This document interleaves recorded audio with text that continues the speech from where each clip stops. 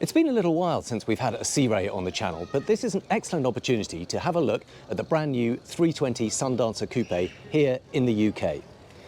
Now, this being the coupe model, it means you have got full glass all around the screen, but you can also have an open model which just has the lower height windscreen and still has the hardtop overhead. Now, a couple of interesting things about the design of this boat. You can see it's got quite a squared off bow area.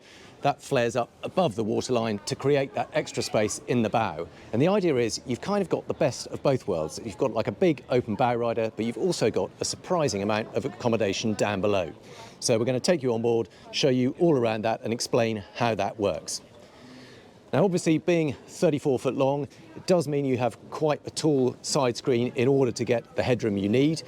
But equally, if you have the open model, then the windscreen comes up to about this height, and then you've got a gap between the two, so you still get a flow of air, but you can fill that in with canopies if you want to. So it's entirely up to you whether you want the protection of solid glass screen or have that open gap that you can fill with see-through plastic covers. Now, a few facts and figures about this boat. So the base price for this boat, including VAT, starts at £313,000. But as displayed with all the kit on this one, it's about £384,000. That's 34 foot long. It is 10 foot 8 inches wide, weighs 6.5 tons. Dead rise angle of 21 degrees, which is surprisingly sharp actually for a boat of this size. So it should handle waves pretty well. And it has 643 litres of fuel.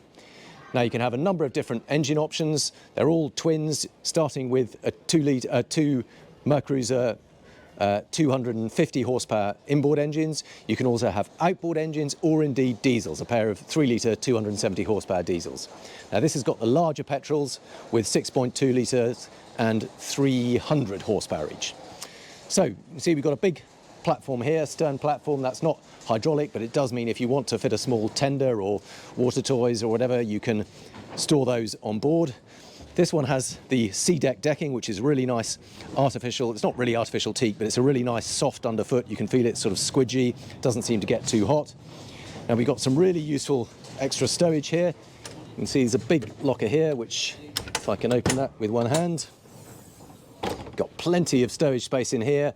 We've got the covers in here at the moment, but there's masses of room for fenders and lines, and again, maybe probably just about squeeze an inflatable paddleboard in there. But really handy to have that, and on gas struts to mean it's not too heavy to open up. Under here, we've got a very neat locker with access to all the shore power and water. So you can see we're plugged into shore power here. You can also plug into the water effectively, so you've got fresh water coming from a hose on the dock. We've got the battery switch panel in here and indeed lighting. So really neat to have that all accessible from the stern when you come onto the boat.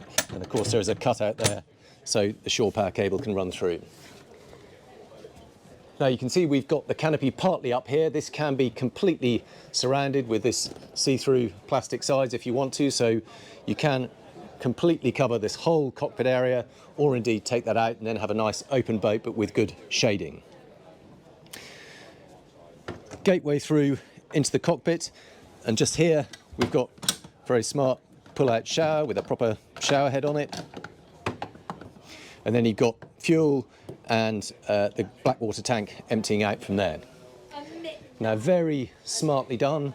We've got really good quality upholstery all around, rather nice teak corner table, and lots of LED lighting. You can probably just see a subtle glow all the way around here. It's a really high quality boat from Brunswick Corporation. It's probably their sort of top of the range brand. Obviously American built. It's all part of the big Brunswick Corp. They do lots of different brands, including Bayliner and Sea Ray and a number of others. Now, here is the wet bar area. Got 3 options for this. You can have the induction hob that we've got here, electric. You can have a gas ring, or you can have an electric grill. We've got a fridge underneath, a couple of drawers and a little freezer. And over here, we've got a bin. Small sink up here. Not really going to be able to do the washing up in there, but handy to have it.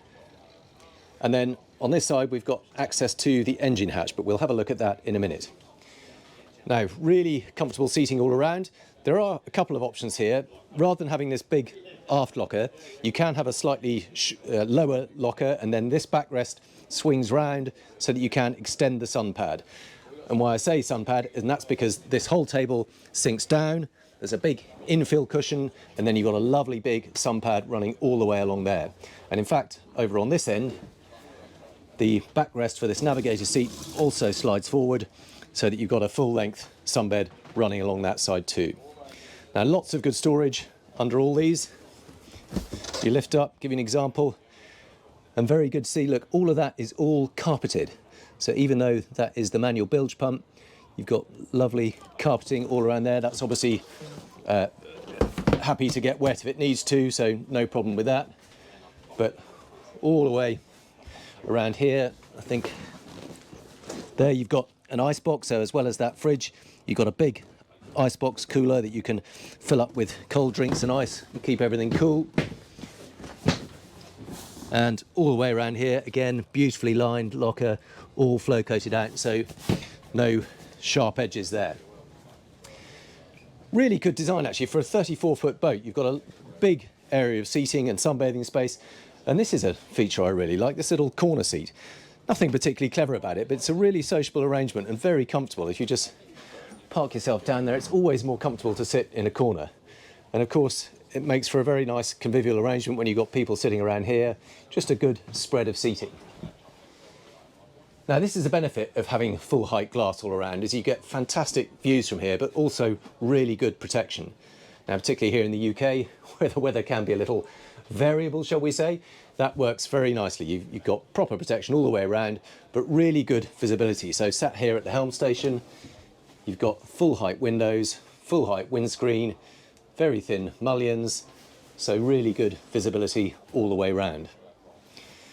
Now, I showed you how that backrest moves across. That obviously becomes a navigator's seat when you're underway.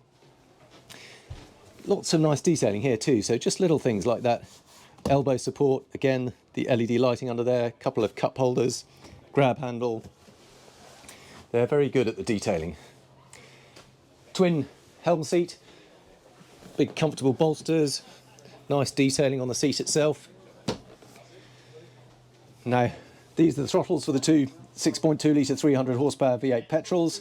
You can have a joystick here too. It's the Mercury system, so you can link that up and to the stern drives, and that will take care of the steering and the gear engagement just by using a joystick. This one hasn't got it fitted. It's obviously an optional extra, but you can see here it does come with a bow thruster, so you can just push the bow left and right. Wipers, washers, all the usual detailing for the windlass up and down, remote control for the anchor, port engines, blowers for the batteries, for the engine starters, and twin Simrad glass bridge screens. Decent 3-spoke steering wheel and a Fusion sound system. A couple of cup holders either side, again LED lit. So you can see if you don't have the full height screens, the windscreen would run across there, and then you'd have a plastic infill in there if you want it, or leave it open on a nice day. Now, even if you do go for that option, you still get this hard top. So you can see we've got a proper GRP moulding overhead, again more detailing in the lights here, and then a big manual sunroof. I think there's a little safety catch, there we go, and that slides open and locks into place there. It's not electric, it's manual, but actually I prefer that on a boat of this size. It's very easy to do, it's not remotely heavy, and it means there's nothing to go wrong. But good big opening. Again, on a nice day, you get the best of both worlds. It's semi-open or closed when you need it.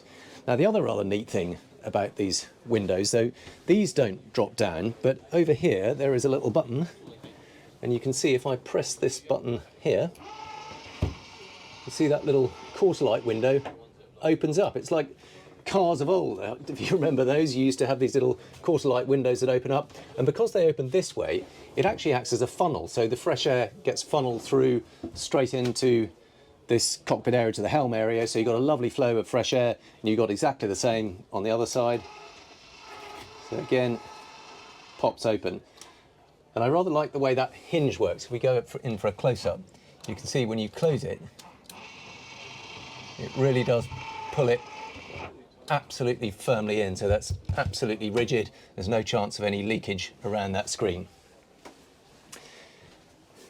Now here, this is the access through to the bow area. You can see there's a little retainer there. Again, a manual sliding section of the screen. Very simple, very easy to do. Locks up.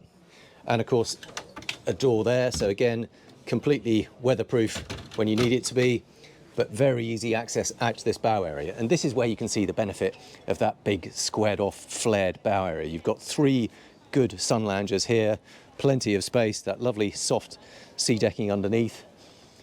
And these are proper loungers. You can see that they've got little supports underneath. You can either have them up like this or down like that, but it just means it's a little bit more comfortable when you're sat down here. You've got a little bit of support for your knees too. Oh, I could get quite used to this. Very comfortable. Cup holders, obviously, inbuilt speakers, low-level lighting down here. And then you've got the electric windlass under here and access to the chain locker through this hatch here. Now, I have to say that is quite a small little hatch. It just about get to it, but if you look at the scale of my hand, that's not a huge hatch. You're not getting any fenders or anything down there. You might get a rope or two, but that's about it. But then you have got that big locker at the stern. I like the way they've done these too. So the guardrail runs around here, but they put this extra section in here just to support you as you move around. So again, it's just clever little detailing. Line across to the bow so you can get to the anchor, jump off the front if you want to. And you can see here, this is just a little bit of a cover. So when you put these away at the end of the day, there's a cover that goes over here, and that just rolls over the top to close it up to make sure no water drips down the back of it. But I mentioned earlier that it's kind of the best of both an open bow rider and a traditional sports cruiser, and that's because there's a surprisingly good interior down here. Now this again on a manual latch, just open that up. You can see that slides open and closed, so very simple to shut everything up at night. That just holds it open when you want it to stay open. Drop down 3 steps down into the cabin area, and a very smartly finished cabin. Lots of wood detailing, again grab rails where you need it, but impressively well done and nicely detailed too. So good quality fabric upholstery, big windows at eye level, so when you're sat in these seats it's exactly the right level to look out over the water. Now this is obviously a sitting area during the day. We've got an opening table so that you can dine down there if you need to, but it also means that that whole table drops down. You can see we've got the manual levers here. That drops down. There's then an infill cushion that sits on the top, and then you've got a double bed here.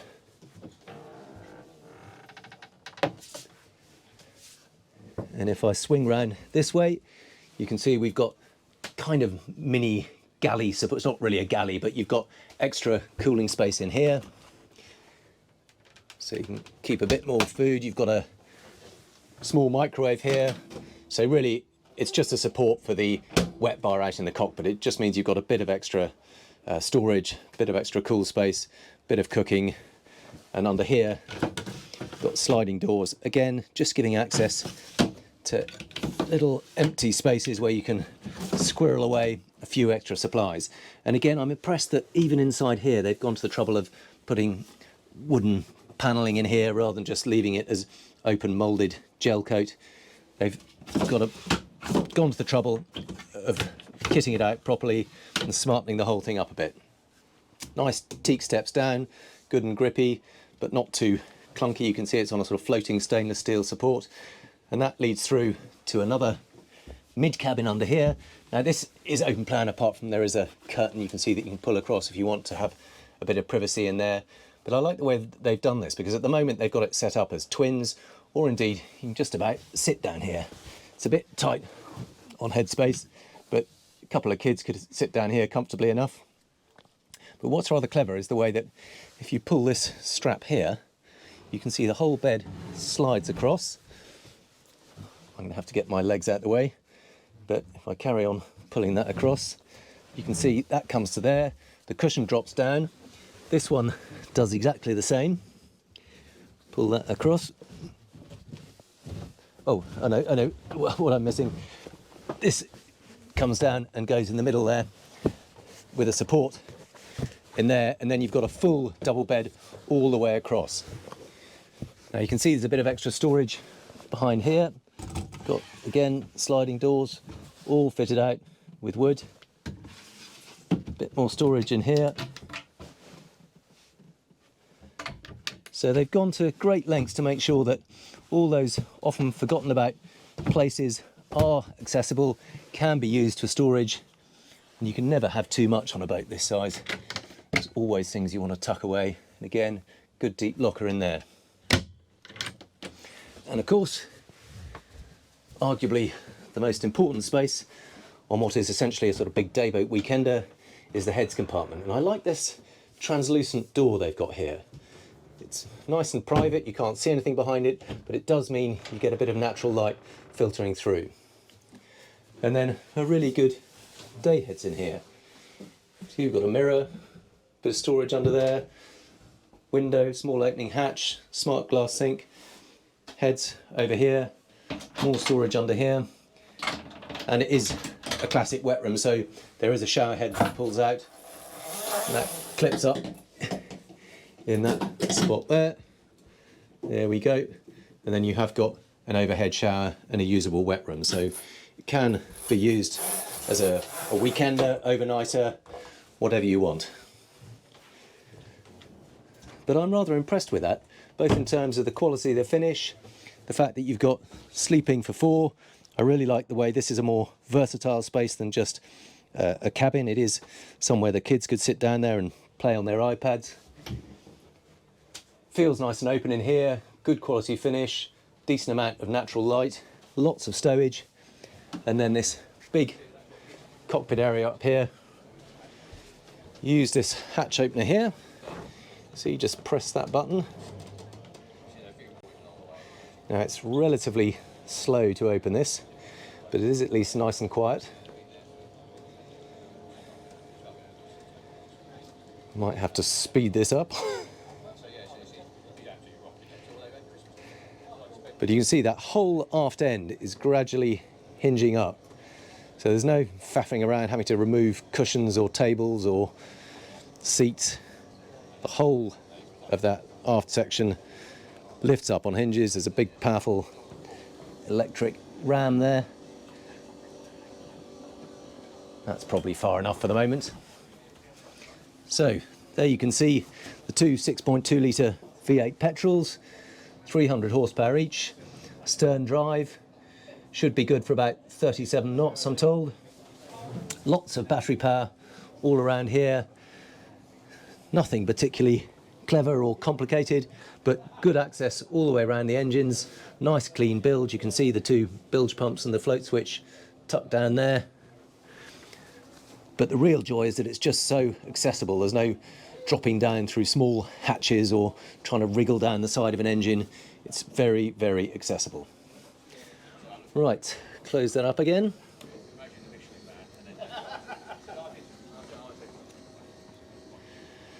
Right, I don't think you need to watch that go all the way down. So let's sum up here on my second favourite seat, this little corner seat here in the cockpit. I hope you've enjoyed looking around this this Sea Ray 320 Sundancer. Like I said, this is a coupe model. You've also got the open model, but it's been lovely to actually see one of these over here in the UK. Do let me know what you think about the boat. Obviously, always interested to hear your comments, and thank you very much for watching. I look forward to seeing you on the next one.